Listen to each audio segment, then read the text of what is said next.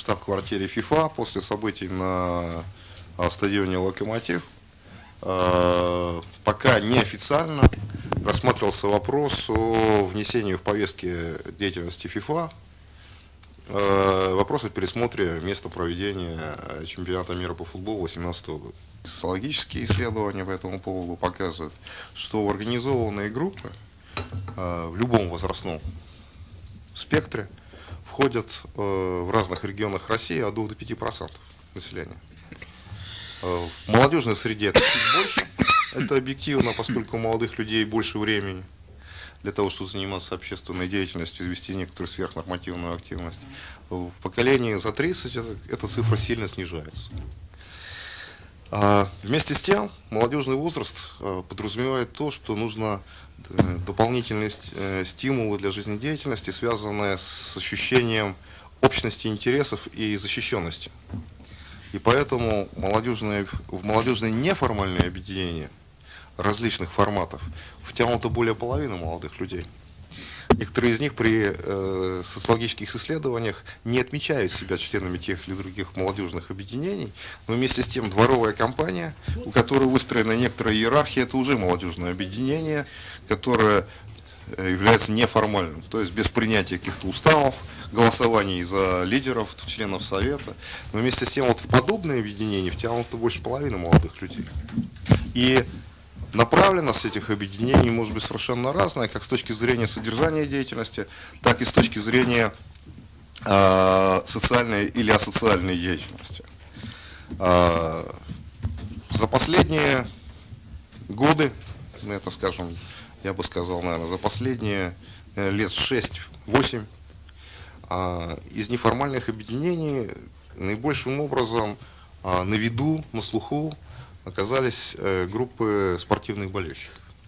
Причем, не даст мне соврать, как раз Всеволод Владимирович, который здесь присутствует, то есть частично это формализовано через болельщические клубы, где есть членские билеты, есть Российское общество болельщиков, которое является координационной структурой между болельщиками, и причем не только футбольными, но и вообще клубными болельщиками. Но большинство участников этого движения, я бы так сказал, неформально входят в состав тех или других болельщических ассоциаций и не имеют фиксированного членства, там, членских билетов, уплаты взносов там, или еще чего-нибудь такого. Да, они собираются от случая к случаю по акциям, по футбольным матчам, по баскетбольным поединкам и так далее. При этом наибольшую, так скажем, освещенность в прессе получают именно футбольные болельщики. Это связано, наверное, с одной стороны с тем, что футбольные матчи, во-первых, более массовые с точки зрения болельщиков, то собираются большие арены. Во-вторых, это один из самых демократичных видов спорта, поскольку не требуют так специального оборудования, таких как в хоккее, скажем, или в баскетболе, что можно играть во дворе. Это самый массовый вид спорта вообще, в принципе. И, соответственно, самая большая болельщическая аудитория.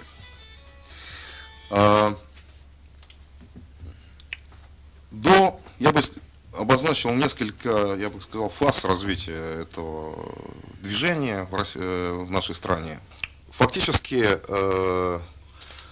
как организованная серьезная сила, болельщики стали проявляться в Российской Федерации где-то приблизительно с 2006-2007 года, когда фактически о них заговорили в обществе.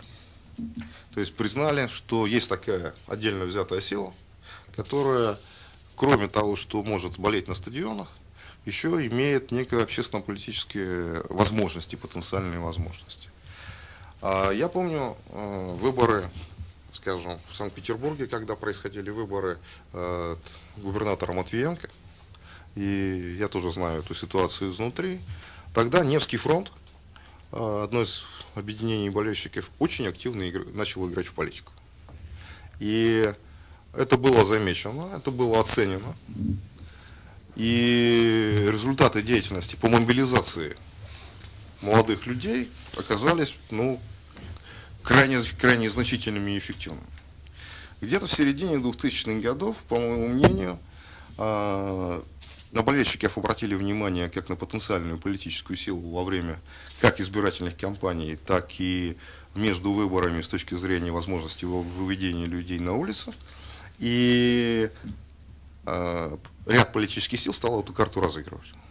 В том числе наполняя ряд фанатских объединений, организационно, политически и финансово, и спонсируя внимание прессы к этой группе. К сожалению, ряд фанатских групп, я не скажу, что там фанат какой-то одной команды, но ряд фанатских групп в эту игру начали играть очень активно, поскольку это давало определенные политические дивиденды. К сожалению, могу сказать, что, ну это, наверное, объективно, что в связи с тем, что эти группы болеют за свои клубы, и, соответственно, там культивируется патриотизм по отношению к своим и некоторые неприятия по отношению к чужим, это оказалось питательной почвой для проникновения туда и националистических взглядов. Я при этом ни в коем мере не хочу утверждать, что все фанатские группировки являются националистическими. Ни в коем случае. Но ряд фанатских групп действительно наполнены людьми, которые склонны к националистическим взглядам. Резким националистическим взглядам. Причем эта проблема не российская, не специфически российская. Если посмотреть наших соседей, ну скажем, болгар, которые близки, в общем, нам достаточно по менталитету, события в прошлом году были, когда разгорелся серьезный конфликт на юге Болгарии между, собственно, болгарами и цыганами. Именно фанаты Пловдивского футбольного клуба Пловдив, значит, оказались движущей силой в силовом разрешении этого конфликта. Если посмотреть недавние события чемпионата, который проходил в Польше и Украине, я говорю про Польшу, но вот польские фанаты, особенно гданские фанаты, ну, просто известны своими крайне правыми взглядами, сотрудничают с достаточно правоэкстремистскими организациями, и именно они были движущей силой. Например, инцидентов, когда польские фанаты напали на российских болельщиков. Турция и, к сожалению, Франция. Да, ну, Франция связана, может быть, как раз тем, что не было в истории каких-то катаклизмов, связанных с внутренними межэтническими конфликтами.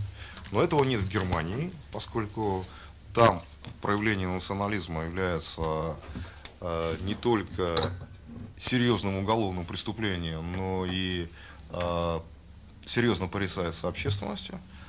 И достаточно немного этого проявления в Великобритании. В Великобритании это связано с системой мер, которые были приняты после отлучения английского футбола от мирового, которое было несколько десятилетий назад после трагедии в международном матче между Ливерпулем и Ювентусом, когда погибло много болельщиков итальянцев, и когда Великобритания, все британские клубы исключили из всех европейских мировых соревнований, сборную Англии сняли также с проведения с участием в международных соревнованиях. И англичане в период своего отлучения разработали уникальную систему мер по взаимодействию общества и государства и наведению порядка вот в этой среде. То есть британские футбольные фанаты всегда считались самыми крутыми в Европе.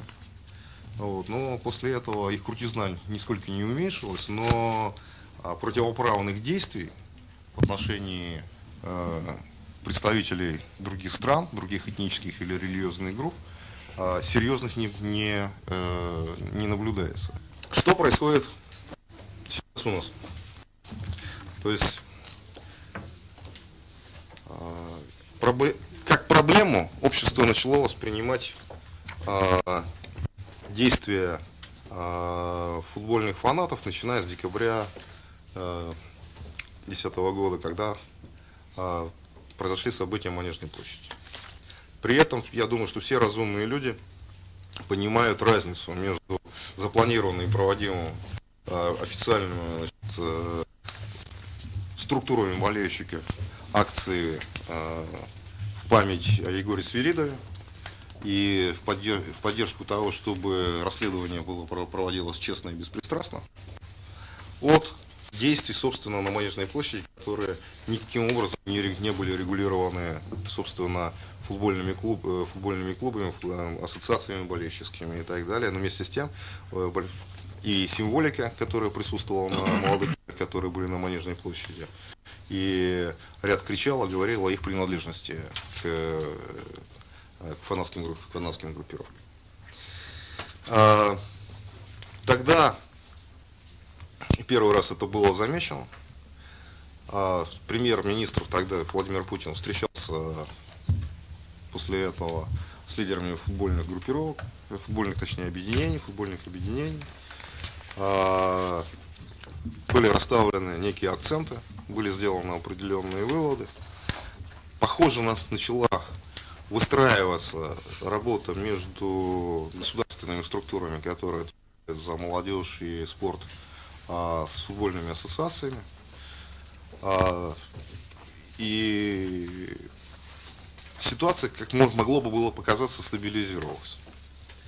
Но последние события, если вспомнить историю, история началась в Махачкале. И если мы, так скажем, успокоившись, оставим ситуацию в том виде, которая она есть, в следующий раз она может прорваться в совершенно неожиданном месте и совершенно в более неприглядном варианте.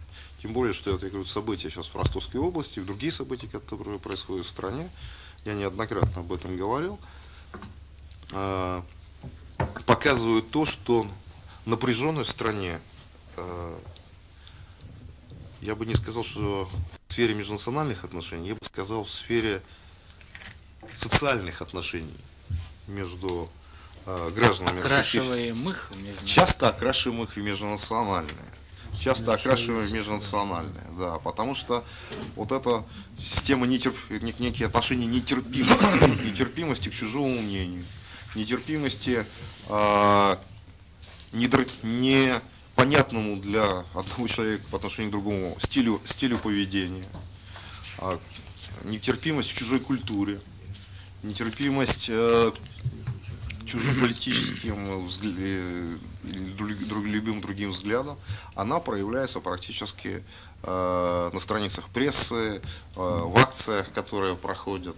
Смотрите, акции, которые проходили в субботу в Москве.